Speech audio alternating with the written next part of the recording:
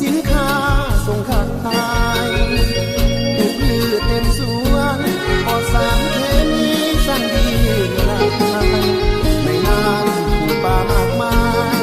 เปิ้นผู้มีข้าวสารอากาศเย็นดี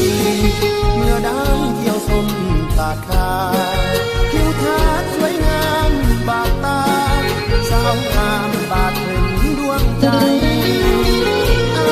ยังบ่ลืมเมื่อกายพักแดดยามใด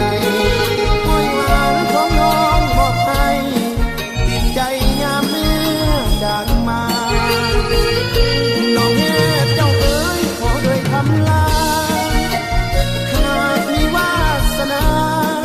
คงได้หวนมาอีกครั้งน้องจงรอคอยอ้ายผู้ตั้งความหวังจะมาพบนางบุญเทศกาลดอกไม้ทุกปี